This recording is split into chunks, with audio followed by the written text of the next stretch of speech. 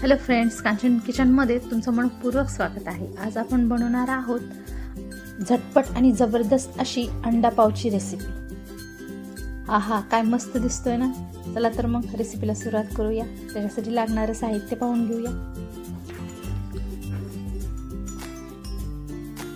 लाल तिखट, हळद, कोथिंबीर, टमाटर, कांदा, चवीनुसार मीठ, हिरवी मिरची, 2 अंडे।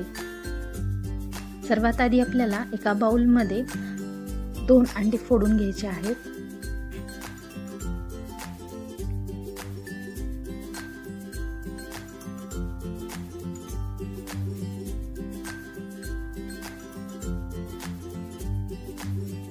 त्याच्यामध्येच आपल्याला एक छोटा आकाराचा कांदा बारीक चिरलेला टाकायचा आहे। मी 3 चमचे टाकलेले आहेत कांदा चिरलेला। बारीक चिरलेला टमाटर पण मी 3 चमचे टाकलेला आहे।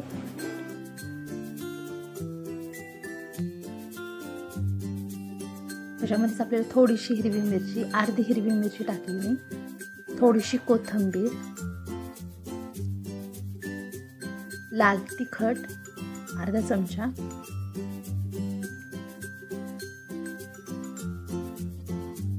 थोडीशी हळद,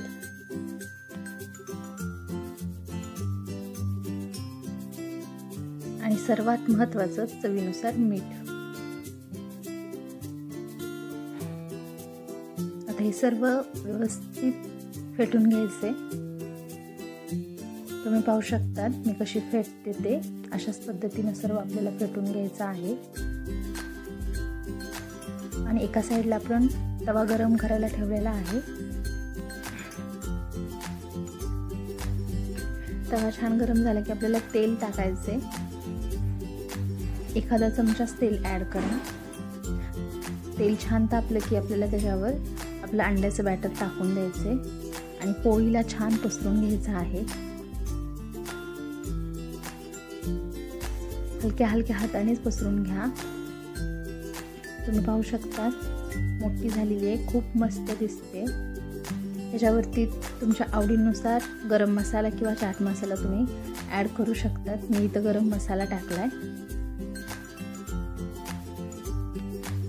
आपल्या पोळीची एक साइड छान भाजली की आपल्याला पोळी पलटून घ्यायची आहे आणि दुसरी साइड पण अशाच पद्धतीने आपल्याला छान भाजून घ्यायची।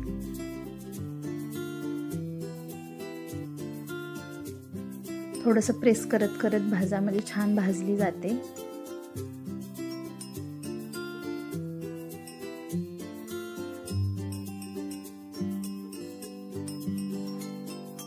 काय मस्त कलर आलाय पहा। खायला तर अप्रतिम लागते। नक्की ट्राय करून पहा।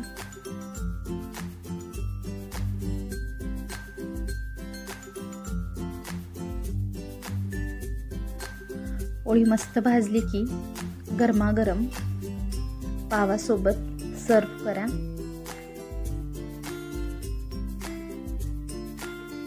आता मी पाव पण भाजून घेत आहे। थोडंसं तेल टाकायचं आपल्याला। आपला पाव दोन्ही साइडने छान भाजून घ्यायचे।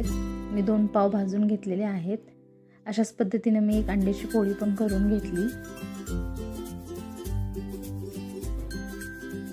आता आपण गरमागरम आपला अंडा ऑमलेट आणि पाव सर्व करायला घेऊया।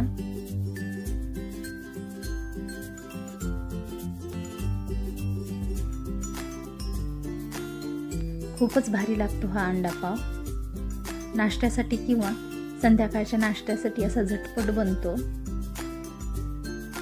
तर फ्रेंड्स, हा व्हिडिओ आवडला असेल तर लाईक करा, शेअर करा आणि कांचन्स किचनला सबस्क्राईब करायला विसरू नका।